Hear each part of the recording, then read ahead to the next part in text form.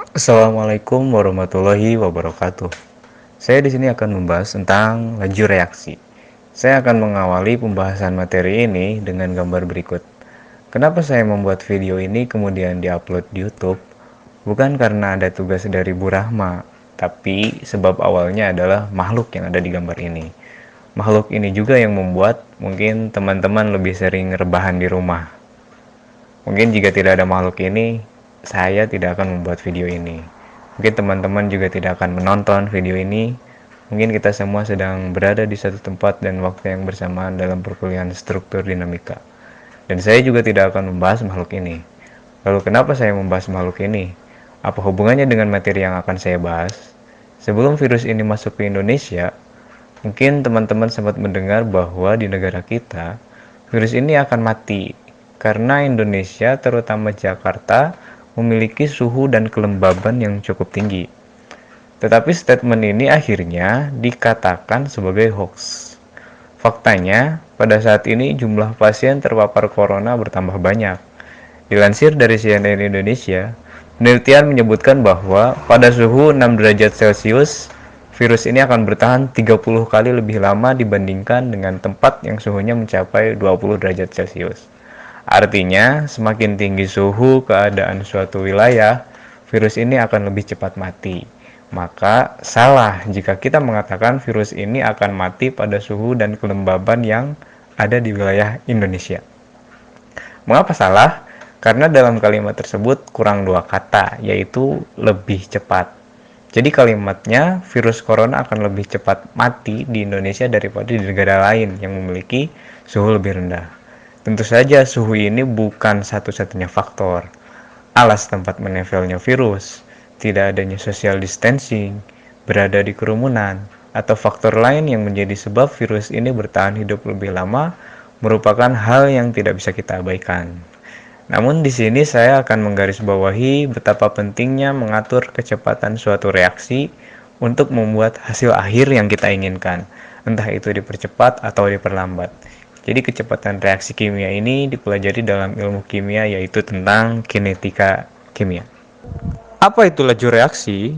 Laju reaksi dapat didefinisikan sebagai berkurangnya konsentrasi reaksi per satuan waktu atau bertambahnya konsentrasi hasil reaksi per satuan waktu. Jika sebuah reaksi A ditambah 2B menjadi 3C plus D, maka laju reaksi adalah D konsentrasi D per dt sama dengan 1/3 D konsentrasi C per dt. Mengapa di sini ada angka 1/3? Jadi 1/3 ini muncul berdasarkan konsep stoikiometri. Dilihat dari koefisien C. Misal, jika ada C sebanyak 1M, maka D itu adalah 1/3-nya dari konsentrasi C. Begitu juga dengan min dA per dt sama dengan min 1/2 dB per dt. Jadi tanda negatif di sini menunjukkan berkurangnya konsentrasi reaksi karena posisi A dan B ini ada pada reaktan, sedangkan C dan D itu adalah produk. Selanjutnya, bagaimana menentukan laju reaksi? Jadi di sini itu terdapat contoh reaksi pengojonan gas etena, di mana C2H4 ditambah O3 menjadi C2H4O plus O2. Dari contoh ini, maka laju dapat didefinisikan sebagai, jika berdasarkan konsentrasi reaksi ya, laju sama dengan min delta konsentrasi C2H4 per dt atau sama dengan min DO3 per dt. Laju reaksi ini ditentukan secara eksperimen dengan melihat konsentrasi reaksi persatuan waktu. Reaksi yang dilihat di sini adalah ozon. Tentu saja konsentrasi ozon semakin lama semakin berkurang. Lebih tepatnya disajikan dalam tabel berikut yang ada di pojok kanan bawah. Berdasarkan grafik, dapat kita lihat terdapat garis lurus A, B, C, D, dan E. Garis A ini menunjukkan rata-rata laju secara keseluruhan dari awal sampai akhir reaksi. Nilainya yaitu sebesar 3,5 kali 10 pangkat min 7. Nilai ini diperoleh dari konsentrasi akhir dikurangi konsentrasi awal dibagi waktu seluruhnya gitu. Jadi untuk menentukannya itu adalah V sama dengan min D konsentrasi O3 per DT. Artinya sama dengan konsentrasi awalnya itu adalah 1 kali 10 pangkat min 5 mol per liter dikurang konsentrasi akhir yaitu 3,2 kali 10 pangkat min 5 mol per liter dibagi waktu secara keseluruhan yaitu 60 second. Hasilnya adalah 3,5 kali 10 pangkat min 7. Di sini ada di tabel. Nah, selanjutnya sebelumnya ketika kita mengendarai sebuah mobil, motor atau sepeda dengan jarak tertentu, tentu saja kecepatan itu tidak konstan. Artinya selalu berubah-ubah. Kadang-kadang cepat, kadang-kadang juga lambat. Maka di sini terdapat berbagai macam garis lain. Di antaranya ada garis B dan C yang merupakan rata-rata 10 detik pertama dan 10 detik terakhir. Dengan cara yang sama, diperoleh rata-rata laju 10 detik pertama yaitu sebesar 7,8 kali 10 pangkat min 7. Dan 10 detik terakhir, rata-rata lajunya itu adalah sebesar 1,3 kali 10 pangkat min 7. Adapun yang paling penting dari semuanya yaitu adalah garis D. Jadi di garis D ini menunjukkan garis singgung kurva atau dikenal dengan istilah instantaneous rate atau laju sesaat. Jadi laju ini nilainya itu adalah sebesar 2,5 kali 10 pangkat min 7. Dari mana 2,5 kali 10 pangkat min 7 ini? Tentu dengan cara yang sama seperti tadi. Di sini garis singgungnya berada pada antara 30 second sampai dengan 40 second. Kita lihat di 40 second, konsentrasi ozonnya itu adalah sebesar 1,4 kali 10 pangkat min 5. Sedangkan di 30 second, konsentrasi ozonnya itu adalah 1,63 kali 10 pangkat min 5. Dikurangi atau selisihnya kemudian dibagi dengan rata-rata waktu antara 30 sampai 40, yakni 35 di situ. Jadi hasilnya itu adalah sebesar 2,5 kali 10 pangkat min 7. Adapun garis yang terakhir itu adalah garis E, di mana merupakan initial rate gitu. Jadi di sini jika ditarik garis singgung dari awal sampai dengan lurus gitu, ditarik garis lurus itu diperoleh hasilnya initial rate sebesar 10 kali 10 pangkat min 7. Oke. Selanjutnya adalah di sini terdapat satu contoh lagi, yaitu reaksi antara dua HI menghasilkan H2 dan I2. Jadi di sini adalah penguraian dari hidrogen iodida gitu. Nah, di sini terdapat sebuah tabel atau disajikan di dalam sebuah tabel berkurangnya konsentrasi reaksi, yakni adalah HI terhadap satu satuan waktu. Tentu saja berkurang. Nah, berdasarkan grafik tersebut dapat dilihat garis singgung atau kemiringannya itu adalah sebesar min 0,027 mol per liter. Jadi inilah yang disebut dengan laju gitu. Jadi dapat didefinisikan maka laju dari reaksi tersebut itu adalah 2,5 kali 10 pangkat min 4 mol per liter per second. Ya. Selanjutnya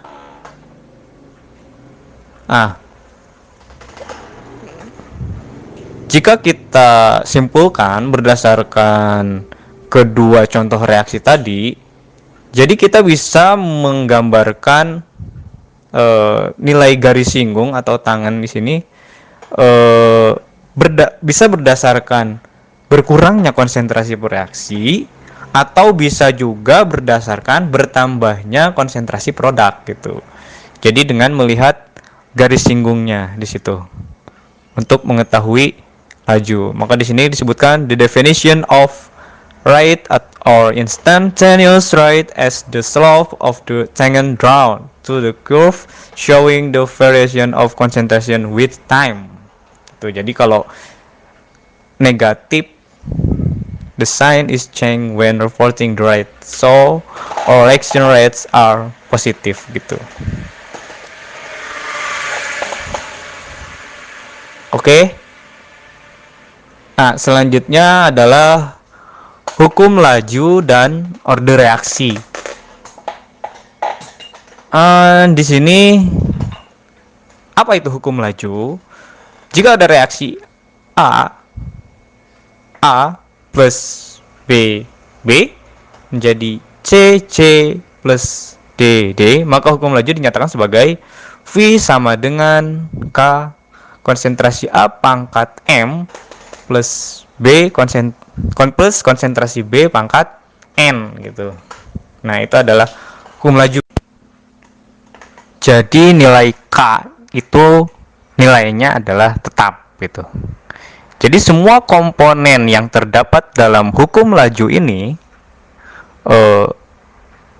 order reaksi, kemudian konstanta reaksi, itu tentu saja diketahui atau dapat diketahui nilainya berdasarkan eksperimen gitu. Nah, di dalam hukum laju ini terdapat istilah dengan order reaksi gitu. Di mana order reaksi merupakan banyaknya faktor konsentrasi yang mempengaruhi kecepatan reaksi. Jadi order reaksi secara keseluruhan di sini adalah jumlah M dan N gitu. Ada order pertama, di mana order pertama itu jika suatu reaksi bergantung pada suatu reaktan dan jumlah eksponennya itu adalah 1. Nah, di sini order 1 itu atau order pertama ditunjukkan dengan garis berwarna hijau, di mana reaksi order pertama lajunya atau garisnya itu garis lurus. Adapun order kedua, jika ordernya secara keseluruhan berjumlah 2, laju reaksi order kedua mungkin proporsional dengan satu konsentrasi berkuadrat. Bisa saja V sama dengan K konsentrasi A pangkat 2. Maka itu order 2. Atau jumlah 2 order konsentrasi, di mana V sama dengan K konsentrasi A dikali konsentrasi B gitu. Jadi di dalam grafik order 2 itu dinyatakan atau garisnya melengkung. Adapun order reaksi 0 jika laju reaksinya independen dari konsentrasi reaktan. Artinya perubahan konsentrasi tidak mengubah laju reaksi.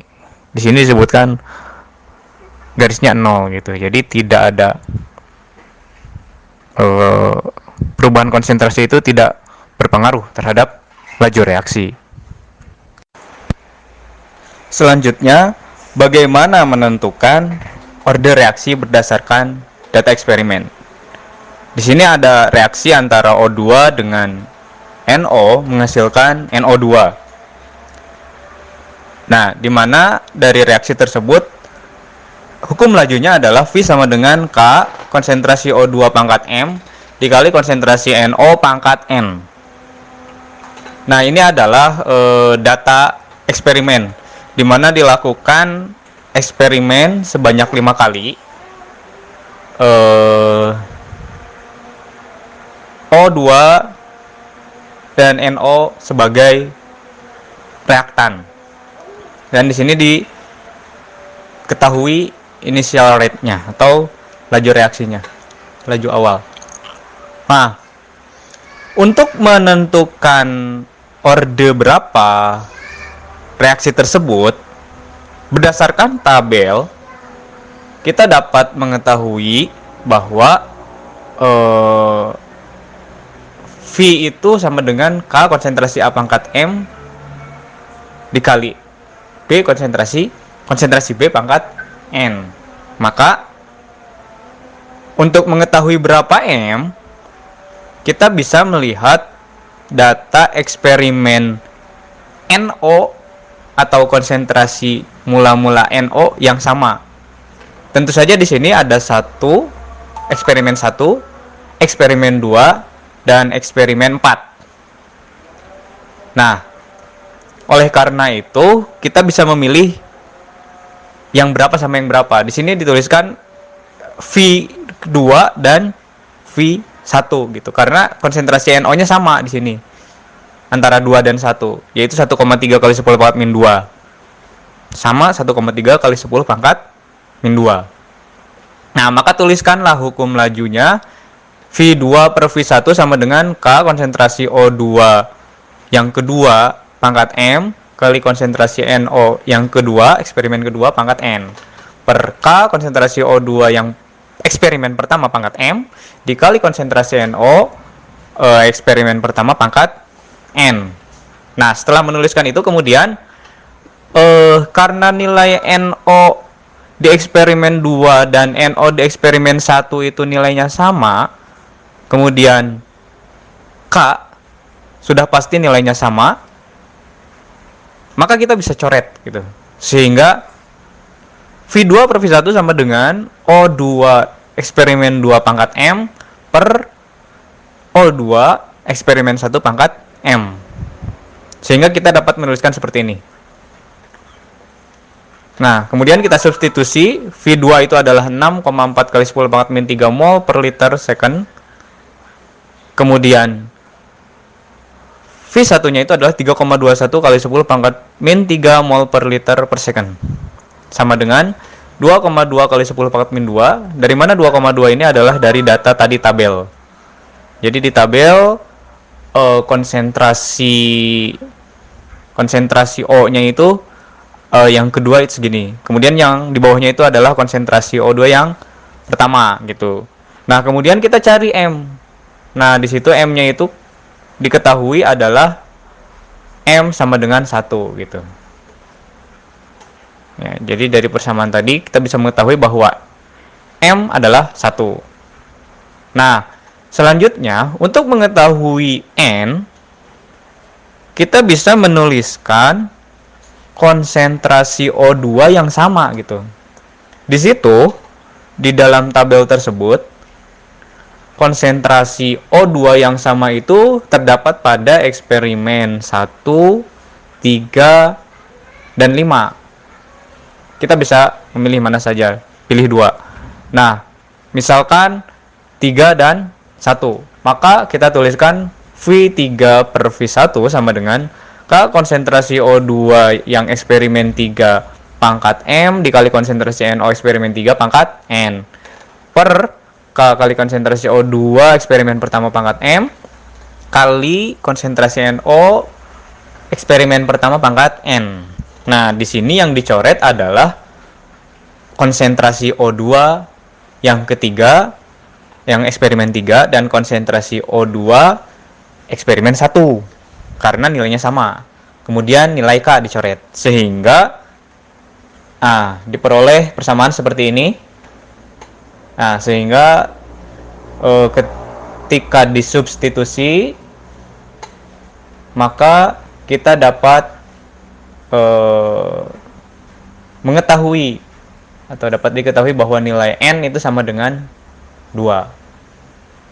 Nah, seperti itu. Jadi hukum lajunya kalau kita tuliskan V sama dengan konsentrasi O2 dikali konsentrasi NO pangkat 2 gitu. Karena tadi M-nya itu sama dengan 1, N-nya itu sama dengan 2. Jadi orde totalnya itu adalah 3. Nah, kemudian bagaimana menentukan konstanta laju dari eksperimen tersebut, dari data eksperimen tersebut? Di sini K sama dengan V1 per konsentrasi O2 yang pertama kali konsentrasi NO yang pertama pangkat 2. Artinya untuk menentukan K ini kita bisa mengambil data dari eksperimen yang sama. Misalkan kita di sini diambil eksperimen yang pertama. Kemudian substitusi Maka dihasilkan nilai K itu adalah sebesar 1,73 kali 10 pangkat 3 L kuadrat per mol kuadrat per second. Nah, seperti itu. Namun, yang menjadi permasalahan di sini adalah hal yang tadi itu bisa dilakukan jika ada data eksperimen. Jadi jika ada data eksperimen, kemudian laju awalnya sudah bisa ditentukan. Namun, bagaimana jika tidak ditemukan data atau tidak ada data eksperimen seperti tadi gitu? Bagaimana kita menentukan order reaksinya? Nah, di sini dijelaskan penentuan order reaksi berdasarkan integrasi hukum laju gitu. Jadi order pertama itu ln AT sama dengan min KT plus ln A0. Sedangkan order kedua 1 per AT sama dengan KT plus 1 per A0. Sedangkan order 0 itu adalah AT sama dengan min KT plus A0. Nah, untuk menentukan order reaksi di sini misal disajikan sebuah tabel. Jadi di mana ini adalah tabel berkurangnya konsentrasi N2O5 sebagai pereaktan terhadap waktu gitu. Jadi di sini ada konsentrasi N2O5, ada waktu dalam menit sampai dengan 60 menit. Di situ konsentrasi N2O5-nya berkurang dalam tabel tersebut. Kemudian kita akan menentukan si reaksi ini tuh atau ya reaksi kimia ini tuh orde keberapa gitu. Apakah orde 1 atau orde 2 atau orde 0. Nah, bagaimana caranya? Seperti yang sudah dijelaskan tadi, orde 1 itu dengan ini ln AT per min KT plus ln A0. Jadi di mana ln AT itu sama dengan Y, kemudian min KT-nya itu sama dengan MX, kemudian ln A0-nya itu sama dengan B gitu.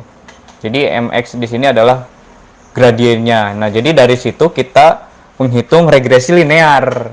Nah, maka kita bisa menghitung regresi linear menggunakan kalkulator, bisa juga menggunakan Microsoft Excel gitu. Nah, di sini disajikan ada grafik A, grafik B, dan grafik C. Grafik A itu adalah plot kurva orde 0, kemudian yang B itu adalah plot kurva atau grafik penentuan berdasarkan orde pertama, dan yang C itu adalah penentuan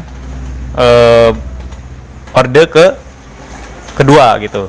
Nah, dari ketiga grafik ini mana yang benar gitu? Jadi untuk menentukan orde keberapa reaksi tersebut, kita bisa melihat grafik mana yang paling linear gitu. Jadi kalau yang A itu jelas tidak linear. Begitu juga dengan yang C. Itu garisnya membentuk sebuah kurva. Sedangkan garis yang B itu memiliki garis yang straight line gitu. Jadi garisnya itu lurus sehingga kita dapat menentukan atau menjudge bahwa reaksi tersebut masuk ke dalam reaksi orde 1 gitu. Jadi prinsipnya adalah seperti itu. Jadi mana yang paling linear, yaitu jawabannya gitu. Nah, seperti itu. Sekali lagi ini bisa menggunakan kalkulator gitu. Nah, selanjutnya adalah latihan soal. Perhatikan reaksi berikut. Nah, ini ada reaksi, kemudian ada tabel seperti tadi, berkurangnya konsentrasi reaksi terhadap waktu. Tentukan orde keberapa reaksi tersebut, kemudian tentukan nilai K.